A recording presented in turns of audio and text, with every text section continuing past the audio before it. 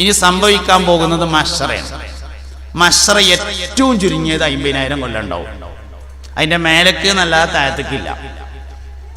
ഈ 50,000 കൊല്ലം എന്താ പണി? ഒരു പണിയില്ല, ഹിസാബൊന്നുമില്ല, വെറുതെ നിൽക്കുക. ചെമ്പിന്റെ തറ, മരുഭൂമി, സൂര്യൻ വളരെ അടുത്ത്, അതിശക്തമായ താപം, മനുഷ്യൻ എരിപൊരി കൊള്ളുന്നു. 50,000 കൊല്ലം ഒന്നും നടക്കണില്ല, വെറുതെ ഇങ്ങനെ നിൽക്കന്നെ. 50,000 കൊല്ലം കഴിയുമ്പോ ഒരു ചർച്ചയുണ്ടാവും. എന്താ ചർച്ച? നമ്മളെവിടെയും ഒന്ന് പോയി നോക്കിയാലോ. ആ ചർച്ച. എന്താ ഈ നൃത്തം, ഒരറ്റം ചെല്ല, നമ്മളെവിടെയും ഒന്ന് പോയി നോക്കിയാലോ എന്ന ചർച്ച നടക്കും. ചർച്ചക്കൊടുവിൽ തീരുമാനമാകും നമുക്ക് പോക. അങ്ങനെ എല്ലാരും കൂടിയിട്ട് ആദ്യം പോണത് ആദം വല്ലിപ്പാന്റെ അടുത്തേക്ക്. ഉലുൽ അസ്മുകളെ മാത്രമാണ് സമീപിക്കാന്ന് മറ്റൊരു അഭിപ്രായം ഉണ്ട്. ഏതായാലും ആദം വല്ലിപ്പാന്റെ അടുത്തേക്ക് പോകും. ആദം നബി അലൈഹി ഇസ്ലാമിന്റെ അടുത്ത് എന്നിട്ട് പറയും, വല്ലിപ്പാ, ഞങ്ങളാകെ ഇടങ്ങേറായിട്ടുണ്ട്. സ്വർഗത്തേക്കായാലും വേണ്ടില്ല, നരകത്തേക്കായാലും വേണ്ടില്ല, ഇവിടുന്ന് ഒന്നാണ്ട് കഴിച്ചിലായാ മതിയായിരുന്നു എന്നാണ് പറയാ. നമ്മളെല്ലാരും കേട്ടിട്ടുണ്ട്. നിങ്ങൾ ആരെങ്കിലും പറയോ നരകത്തേക്കായാലും വേണ്ടില്ലാന്ന്? ഇല്ല, ഞാനും പറയില്ല, നിങ്ങളും പറയില്ല, നമ്മളാരും പറയില്ല. കാരണം നമ്മളെ മുമ്പിൽ അങ്ങനെ ഒരു ഓപ്ഷൻ ഇല്ല. പിന്നെന്താ അങ്ങനെ പറയണത്? അതിനൊരു കാരണമുണ്ട്. ഈ പറയാൻ പോണയിലെ അബൂജഹലുണ്ട്, ലഅനത്തുല്ലാഹി അലൈഹി, നമ്രൂദ് ഉണ്ട്, ഈ പറയാൻ പോണയില് ഖാറൂനുണ്ട്. അതുകൊണ്ടാ പറയണേ. ആദം നബി അലൈഹി ഇസ്ലാം പറയും, കുട്ടികളെ എന്നെ കൊണ്ടൊരു വയ്യൂല്ല, നിങ്ങൾ വേറെ എവിടെയും പോയി പോയിക്കോളീന്ന്. അങ്ങനെ പോകും. ഇബ്രാഹിം നബി അലൈഹി ഇസ്ലാം, മൂസാ നബി അലൈഹി ഇസ്ലാം, നൂഹ് നബി അലൈഹി ഇസ്ലാം, ഈസാ നബി അലൈഹി ഇസ്ലാം. അവസാനം ചൊല്ലുന്നു, അഷ്റഫുൽ ഖൽഖായ ഹബീബുനാ റസൂലുള്ളാഹി മുസ്തഫായ നബി തങ്ങളുടെ ഹദറത്തിൽ ചെന്നിട്ട് നിങ്ങളൊന്ന് പറയോ എന്ന് ചോദിക്കുമ്പോ പറയും, ഞാൻ പറഞ്ഞോളാം അറിയും. അങ്ങനെ അവിടുന്ന് വരും. അർശിന്റെ താഴ്ഭാഗത്ത് പുണ്യ നബി സല്ലല്ലാഹു അലൈഹി വസല്ലം സുജൂദിൽ കിടക്കും. ആ സുജൂദിനൊടുവിൽ പറയപ്പെടും, മുഹമ്മദേ, തല ഉയർത്തു, എന്താവശ്യമുണ്ടെങ്കിലും തരാമല്ലോ സല്ലല്ലാഹു അലൈഹി വസല്ലം. അപ്പോൾ പറയും, നിന്റെ ഉമ്മത്തുകളെ അല്ലാഹുവേ ഒന്ന് വിചാരണക്കെടുത്ത് സ്വർഗത്തിലേക്കോ നരകത്തിലേക്കോ തീരുമാനമാകണം. അങ്ങനെ ഹിസാബ് തുടങ്ങും. തുടങ്ങിയപ്പോഴാ തീരാ? തുടങ്ങിയേക്കിന് തന്നെ തീരും. അതിന് തോന്നെ സമയമൊന്നും വേണ്ട. കാരണം അള്ളയാണ് നോക്കണത്. നമ്മളെ വിചാരം ഉണ്ടാവും, തുടങ്ങിയാ പിന്നെ വരി ഇങ്ങനെ നിർത്തിയിട്ട് ആൽഫബറ്റിക് ഓർഡറിൽ ആദ്യം വിളിക്കും. സൈനുദ്ദീനൊക്കെ പെട്ട തന്നെ ലാസ്റ്റ് ഇക്കാരെ എന്നൊന്നും ചിന്തിക്കണ്ട. അങ്ങനെയൊന്നുമില്ല, എല്ലാരും ഒപ്പം നോക്കും. തുടങ്ങാൻ മുഹമ്മദ് പറയണം സല്ലല്ലാഹു അലൈഹി വസല്ലം. എന്തിനാ മഹ്ശറ? മുഹമ്മദ് നബിയെ സമ്മതിപ്പിക്കാൻ, അല്ലാതെ ഒന്നിനുമല്ല. നിങ്ങൾക്ക് മനസ്സിലാവുണ്ടോന്ന് എനിക്കറിയില്ല. മുഹമ്മദ് നബി വിചാരിച്ചാലേ അല്ലെങ്കിൽ ഞമ്മക്കറിയില്ലേ ഇത് ആദം നബിനെ കൊണ്ട് നടക്കൂലാന്ന്, നൂഹ് നബിനെ കൊണ്ട് നടക്കൂലാന്ന്, ഇബ്രാഹിം നബിനെ കൊണ്ട് നടക്കൂലാന്ന്. എന്നാ പിന്നെ ആദ്യം തന്നെ മുഹമ്മദ് നബിയുടെ അടുത്തേക്കാണ് പോയാ പോരെ? പോകൂല. ഇവിടൊക്കെ ഒന്ന് പോയി നോക്കിയിട്ടുണ്ട്. വന്നിട്ട് അവസാനം എത്തുമ്പോ മനസ്സിലാകും നടക്കൂല. മുഹമ്മദ് നബി വിചാരിച്ചാലേ നടക്കുള്ളൂന്ന്. മുഹമ്മദ് നബി സല്ലല്ലാഹു അലൈഹി വസല്ലമയുടെ അപ്രമാദിത്വത്തെ സമ്മതിപ്പിക്കുന്നതിനാണ് മഹ്ശറ. അതാണ് സമ്മതിച്ചാൽ ഹിസാബാണ് തുടങ്ങും. സമ്മതിക്കുന്നത് വരെ തുടങ്ങൂല. എന്തിനാ മഹ്ശറ? മുഹമ്മദ് നബിക്ക് വേണ്ടിയിട്ടാണ് സല്ലല്ലാഹു അലൈഹി വസല്ലം. ലോകത്ത് എന്തെല്ലാം സംഭവിച്ചിട്ടുണ്ടോ അത് മുഹമ്മദ് നബിക്കാണ്. സംഭവിക്കാതിരുന്നിട്ടുണ്ടോ അതും മുഹമ്മദ് നബിക്ക് വേണ്ടിയിട്ടാണ്.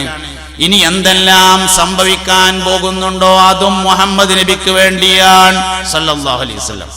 അല്ലാഹുവിന്റെ പ്രപഞ്ചത്തിലെ എല്ലാ വസ്തുക്കളെക്കാളും പ്രധാനപ്പെട്ടത് അഷ്റഫുൽ ഖൽഖാൻ സല്ലല്ലാഹു അലൈഹി വസല്ലം. മുഹമ്മദ് നബി സല്ലല്ലാഹു അലൈഹി വസല്ലം തങ്ങള് അഷ്റഫുൽ അംബിയാ മാത്രമല്ല, അഷ്റഫുൽ ബഷർ മാത്രമല്ല, അഷ്റഫുൽ ഖൽഖ് കൂടിയാണ്. അഷ്റഫുൽ അംബിയാ എന്ന് പറഞ്ഞാൽ അംബിയാക്കളിൽ ഏറ്റവും പ്രധാനപ്പെട്ട ആള് എന്നാണ്. അത് മാത്രമല്ല നബി തങ്ങൾ. അഷ്റഫുൽ ബഷർ എന്ന് പറഞ്ഞാൽ മനുഷ്യനിൽ ഏറ്റവും പ്രത്യേകമായ ആള് എന്നാണ്. അതാണ്. പക്ഷെ അത് മാത്രമല്ല, അഷ്റഫുൽ ഖൽഖാണ്. അല്ലാഹു സുബ്ഹാനഹു വ തആല പടച്ച എല്ലാറ്റിനേക്കാളും മാസിവൽ ബാരി തആല, അല്ലാഹു റബ്ബുൽ ഇസ്സത്തിനേക്കാൾ ബാക്കി എല്ലാറ്റിനേക്കാളും പ്രധാനപ്പെട്ടത് മുഹമ്മദ് നബിയാണ് സല്ലല്ലാഹു അലൈഹി വസല്ലം. സ്വർഗത്തെക്കാളും. കഅബയേക്കാളും. സ്വർഗത്തേക്കാൾ പ്രധാനപ്പെട്ടത് മുഹമ്മദ് നബിയാണ് സല്ലല്ലാഹു അലൈഹി വസല്ലം. എന്താ പറയാൻ കാരണം? ഒരു ദിവസം നബി സല്ലല്ലാഹു അലൈഹി വസല്ലം രാത്രി മൂത്രമൊഴിക്കാനും വുളൂ ചെയ്യാനും തഹജ്ജുദ് നിസ്കരിക്കാനും വേണ്ടി എഴുന്നേറ്റ് വെള്ളത്തിനായി പുറത്തിറങ്ങി. അപ്പോൾ ഒരാളുണ്ട് പുറത്ത് ഇങ്ങനെ നിൽക്കണം. നമ്മളെ ഭാഷയെ പറയുകയാണെങ്കിൽ വായംകുടുമ്പിലുണ്ട് ഒരാൾ പെരുമാറ്റം. വായംകുടുമ്പിൽ പറഞ്ഞാൽ മനസ്സിലായല്ലോ അല്ലേ? അവിടെ ഒരാൾക്കുണ്ട്. അപ്പൊ ആരാ അതെന്ന് ചോദിച്ചു. അതിന് മുമ്പര് വന്നു, അബൂദറാണ് റളിയല്ലാഹു അൻഹു. മുമ്പര് വന്നു, ഞാനാണ് പറഞ്ഞു. അബൂദർ റളിയല്ലാഹു അൻഹു വന്നപ്പോ ചോദിച്ചു, എന്താ ഇവിടെ കിണെന്ന് ചോദിച്ചു. രാത്രി നബി തങ്ങൾ താമസിക്കുന്ന വീടിന്റെ അടുത്താണ്. അതിൽ പറഞ്ഞു, നബിയെ, നിങ്ങൾ എപ്പോഴെങ്കിലും രാത്രി മലമൂത്ര വിസർജനത്തിനോ വുളൂ ചെയ്യാനോ പുറത്തിറങ്ങിയാൽ നിങ്ങൾക്ക് ആവശ്യമായ സഹായങ്ങൾ ചെയ്തു തരാമെന്ന് കരുതി ഞാൻ ഇവിടെ വന്നു നിന്നതാണ്. അപ്പോൾ നബി തങ്ങൾ ചോദിച്ചു, അബൂദറേ, നീ എല്ലാ ദിവസവും ഇങ്ങനെ വന്നു നിൽക്കാറുണ്ടോ എന്ന് ചോദിച്ചു. അപ്പൊ പറഞ്ഞു, ഉണ്ട് പറഞ്ഞു. ഞാൻ എല്ലാ ദിവസവും കൂടെ വന്ന് നിൽക്കലുണ്ട്, പക്ഷെ നിങ്ങൾ പുറത്തേക്ക് ഇറങ്ങലില്ല, ഞാൻ എന്താട്ട എന്ന്.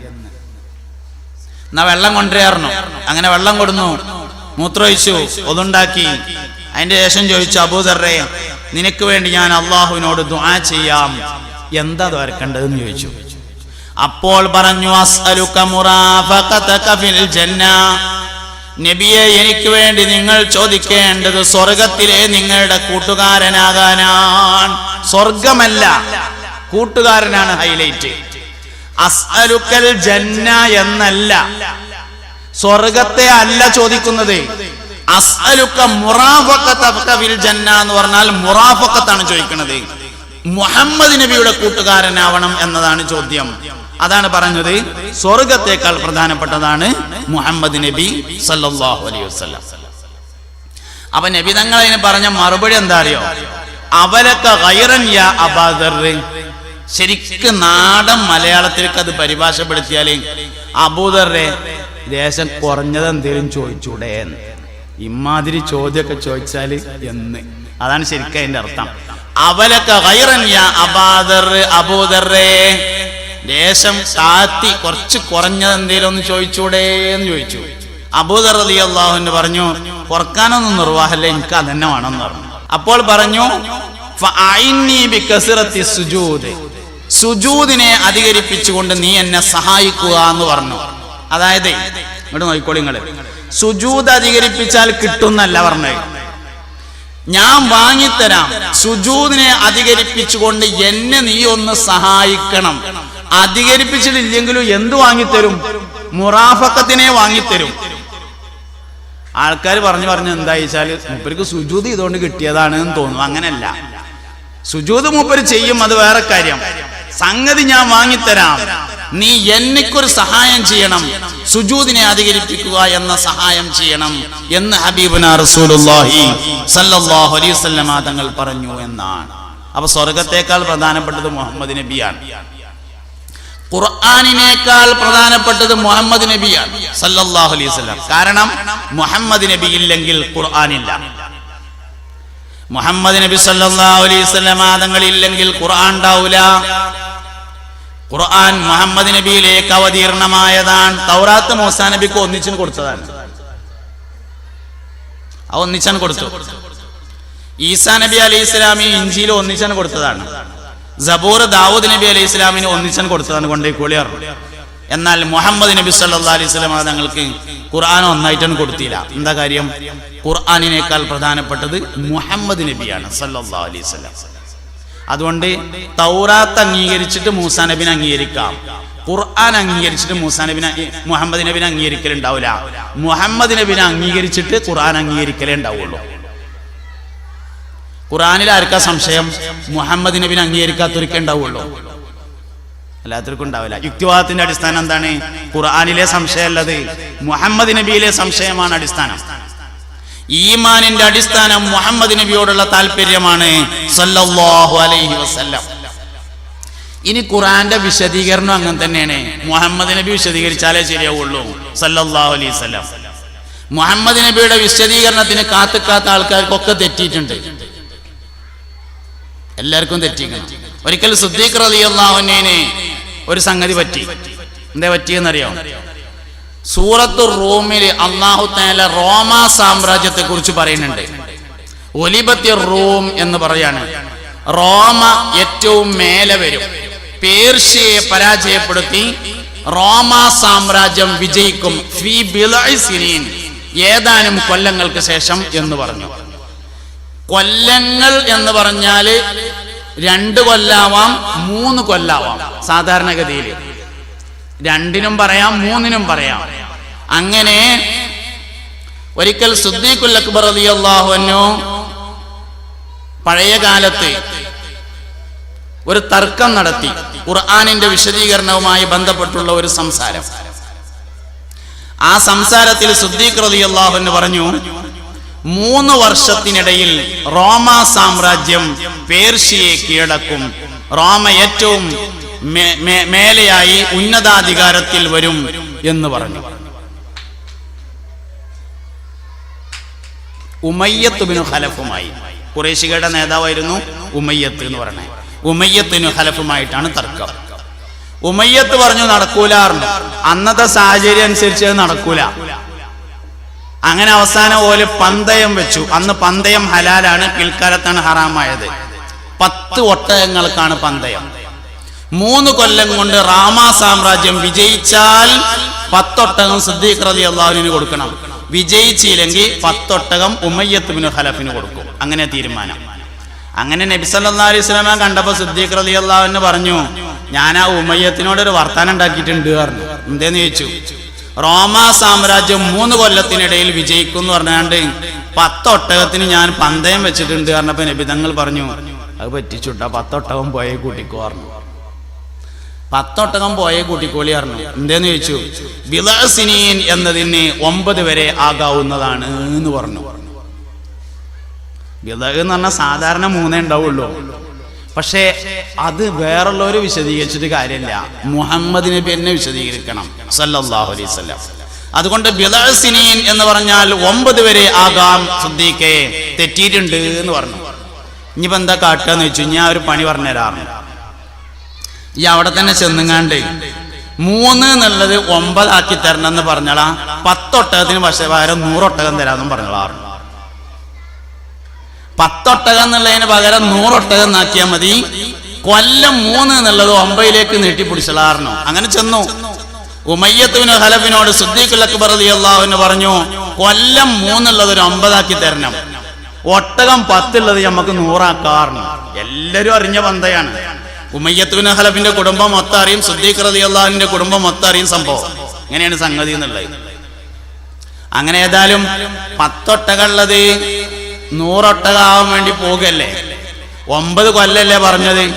അന്നത്തെ ഒരു സാഹചര്യം അനുസരിച്ച് 9 കൊല്ലല്ല 9000 കൊല്ലം കഴിഞ്ഞാലും റോമ സാമ്രാജ്യം മുകളിൽ വരാൻ സാധ്യതയില്ല. അതുകൊണ്ട് ഓൻ വേഗം സമ്മതിച്ചു, ആയിക്കോട്ടെ അറിഞ്ഞു. അങ്ങനെ പാസ്സായി. കുറച്ചു കഴിഞ്ഞു ഉമയ്യത്ത് ബിനു ഖലഫ് മരണപ്പെട്ടു. സിദ്ദീഖ് റളിയല്ലാഹു അൻഹു ജീവിച്ചിരുന്നു. 9 വർഷം പൂർത്തിയാക്കുന്നതിന് മുമ്പ് റോമ സാമ്രാജ്യം വിജയിച്ചു. റോമ സാമ്രാജ്യം വിജയിച്ച സമയത്ത് ഉമയ്യത്ത് ബിനു ഖലഫിന്റെ കുടുംബം സിദ്ദീഖുൽ അക്ബർ റളിയല്ലാഹു അൻഹുവിന്റെ അടുക്കൽ വന്നു. എന്നിട്ട് പറഞ്ഞു, ഞങ്ങളെ വല്ലിപ്പാന്റെ ആ പന്തയുണ്ടായിരുന്നു 100 ഒട്ടകം, ഞങ്ങൾ തോറ്റിട്ടുണ്ട്, 100 ഒട്ടകം കൊടുത്തിട്ട് എടുത്തോളിയാറുണ്ട്. ഒരു 100 ഒട്ടകം കൊണ്ടേ കൊടുത്തു. സിദ്ദീഖുൽ അക്ബർ റളിയല്ലാഹു അൻഹു ആ 100 ഒട്ടകത്തെ വാങ്ങി സംഭാവന നൽകി സ്വതക്ക കൊടുത്തു എന്നാണ് താരീഖിലുള്ളത്. ഇത് പറയാൻ കാരണം ഖുർആനിനേക്കാൾ പ്രധാനപ്പെട്ടത് മുഹമ്മദ് നബിയാകുന്നു. ഖുർആന്റെ വിശദീകരണം പറയേണ്ടതും മുഹമ്മദ്. അല്ലെങ്കിലും അല്ലാഹു തആല ഖുർആൻ നമുക്ക് തന്നിട്ടില്ല. ഖുർആൻ മുഹമ്മദ് നബിക്കാണ് കൊടുത്തത് എന്ന് അൽ കഹ്ഫിലുണ്ട്. വെള്ളിയാഴ്ച ഓതുന്ന അൽ കഹ്ഫ് ഒരു വെള്ളിയാഴ്ച ഓതിയാൽ അടുത്ത വെള്ളിയാഴ്ച വരെ അതവന് പ്രകാശമായിരിക്കുമെന്ന് മുഹമ്മദ് നബി സല്ലല്ലാഹു അലൈഹി വസല്ലം പഠിപ്പിച്ചിട്ടുണ്ട്. പ്രകാശം എന്നത് ഈമാന്റെ സിംബലാണ്. 100 എന്നത് ഈമാന്റെ സിംബലാണ്. ഒരു വെള്ളിയാഴ്ച ഒരാൾ അൽ കഹ്ഫ് ഓതിയാൽ അടുത്ത വെള്ളിയാഴ്ച വരെ അതവന് പ്രകാശമായിരിക്കും എന്ന് പറഞ്ഞാൽ അതിന്റെ അർത്ഥം അടുത്ത വെള്ളിയാഴ്ചക്കുള്ളിൽ അവൻ മരണപ്പെടുമ്പോൾ ഈമാനോടുകൂടെ മാത്രമേ മരിക്കുകയുള്ളൂ എന്നർത്ഥം. ഈമാന്റെ സിംബലാണ് പ്രകാശം എന്നത്. എന്താ പറഞ്ഞു? അൽഹംദുലില്ലാഹില്ലദീ أنزل على عبده الكتاب ولم يجعل له عوجا الحمد لله അല്ലാഹുവിനാണ് എല്ലാ സ്തുതികളും. അല്ലദീ എങ്ങനത്തെ അല്ലാഹുവാണ് അൻസല അലാ അബ്ദിഹി അവൻ അവന്റെ ഒരു അടിമയുടെ മേൽ ഇറക്കിയിരിക്കുന്നു. അബ്ദ് എന്ന് പറഞ്ഞാൽ ഒരാളാണ്.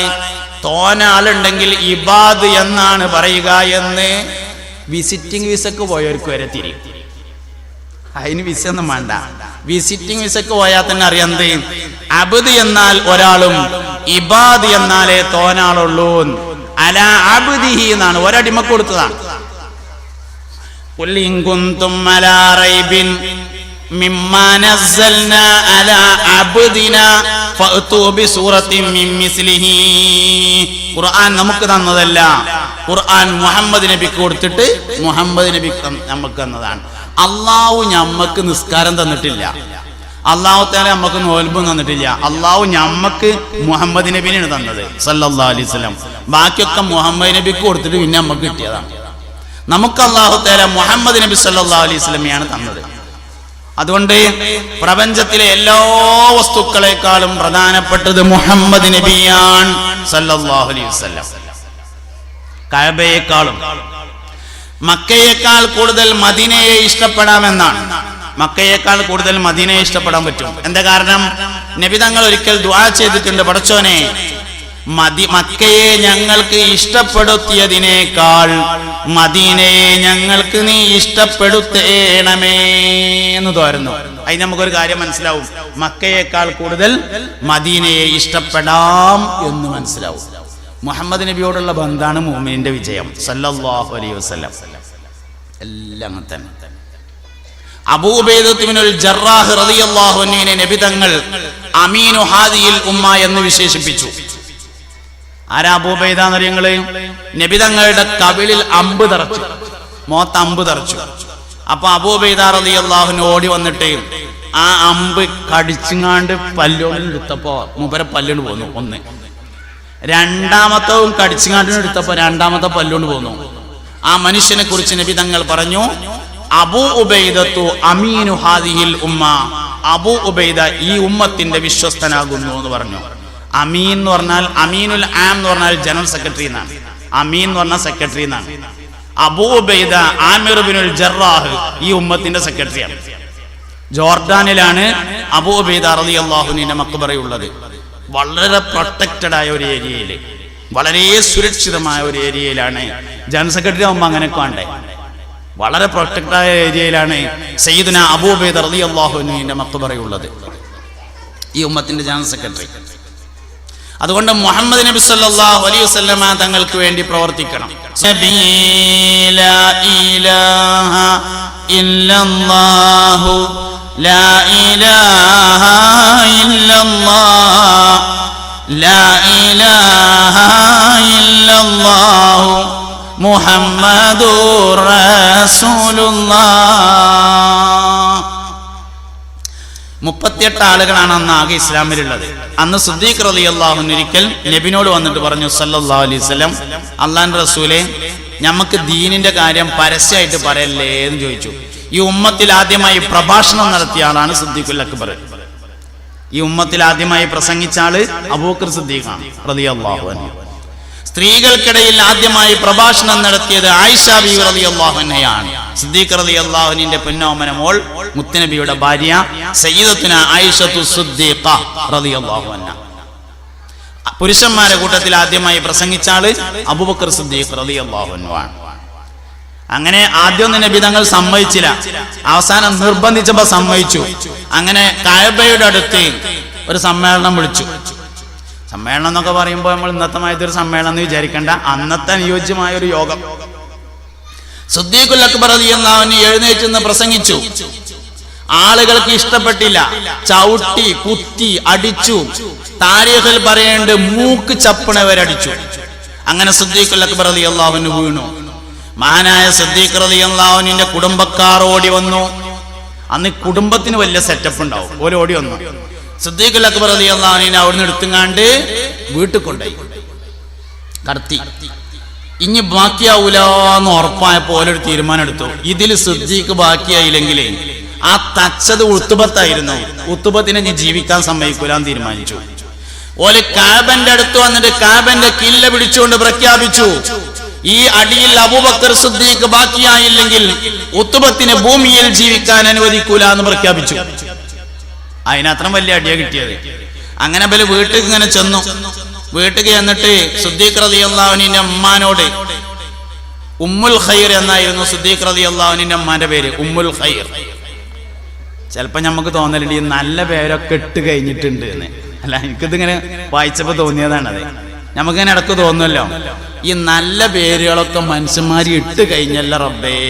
സിദ്ദീഖ് റളിയല്ലാഹു അൻഹുവിന്റെ ഉമ്മാന്റെ പേര് ഉമ്മുൽ ഖൈർ എന്നായിരുന്നു. ഉമ്മുൽ ഖൈറിനോട് പറഞ്ഞു, ഉമ്മാനോട് പറഞ്ഞു, മോനെ ഭക്ഷണം കൊടുക്കുകയെന്ന് പറഞ്ഞു.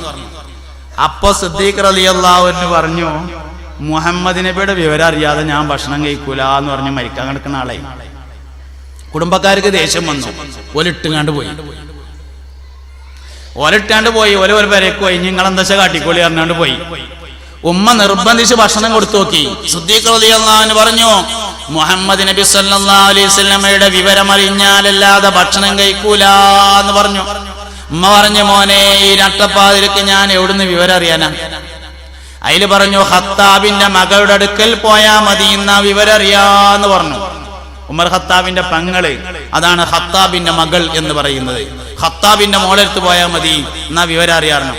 അങ്ങനെ രാത്രി ഉമ്മ പുറത്തിറങ്ങി ഖത്താബിന്റെ മകളുടെ അടുക്കിലേക്ക് പോയി. മോളെത്തി എന്നിട്ട് ചോദിച്ചു, മുഹമ്മദിന്റെ വിവരം എന്താണ് എന്ന് ചോദിച്ചു. അതിൽ പറഞ്ഞു, എനിക്കറിയില്ല പറഞ്ഞു. എന്താ വെച്ചാല് അന്നത് പറയാൻ പറ്റിയൊരു സാഹചര്യമില്ല, അതുകൊണ്ടാണ് അറിയില്ല എന്ന് പറഞ്ഞത്. അതിൽ ഉമ്മ പറഞ്ഞു, എൻ്റെ കുട്ടി അവിടെ ഭക്ഷണം കഴിക്കാതിരിക്കുകയാണ്, എന്തേലും ഭക്ഷണം കഴിക്കണമെങ്കിൽ മുഹമ്മദിന്റെ വിവരം അറിഞ്ഞാലേ കഴിക്കുള്ളൂ എന്ന് പറയുന്നുണ്ട്, അതുകൊണ്ട് എന്താ വിവരച്ചാ ഒന്ന് പറഞ്ഞു തരണം എന്ന് പറഞ്ഞു. അതിൽ മുപ്പത്തിയേര് പറഞ്ഞു, നിങ്ങൾക്ക് സമ്മതമാണെങ്കിൽ ഞങ്ങളെ പെരേക്കൊന്ന് വരാറുണ്ട്. സമ്മതമാണ് പറഞ്ഞു. അങ്ങനെ കൂട്ടിങ്ങാണ്ട് വന്നു. സിദ്ദീഖുൽ അക്ബർ റളിയല്ലാഹു അൻഹുവിന്റെ അടുത്ത് ചെന്നപ്പോ മാനവറുകൾ ചോദിച്ചു, മുഹമ്മദിന്റെ വിവരം എന്താണ് എന്ന് ചോദിച്ചു സല്ലല്ലാഹു അലൈഹി വസല്ലം. അതിൽ മുപ്പത്തിയേര് പറഞ്ഞു, ഉമ്മ കേൾക്കുന്നുണ്ട് പറഞ്ഞു. അതിൽ മുപ്പര് പറഞ്ഞു, കുഴപ്പമില്ല വെച്ച് പറഞ്ഞോ പറഞ്ഞു. അപ്പൊ പറഞ്ഞു, അർക്കമിന്റെ വീട്ടിൽ വളരെ സുരക്ഷിതനായി നബിതങ്ങൾ ഇരിക്കുന്നുണ്ട് എന്ന് പറഞ്ഞു. ദാറുൽ അർക്കമിൽ നബിതങ്ങൾ വളരെ സുരക്ഷിതനാണ്, ഒന്നും സംഭവിച്ചിട്ടില്ല എന്ന് പറഞ്ഞു. അപ്പൊ സിദ്ദീഖ് റളിയല്ലാഹു അൻഹു പ്ലേറ്റ് മാറ്റി. എന്താ പ്ലേറ്റ്? ഇനി ആ മുഹമ്മദ് നബിനെ കണ്ടിട്ടേ ഭക്ഷണം കഴിക്കുള്ളൂ എന്നാക്കി. ആദ്യം വിവരം അറിഞ്ഞാലേ കഴിക്കുള്ളൂ എന്നായിരുന്നു. മരിക്കാൻ കിടക്കുന്ന ആളത്.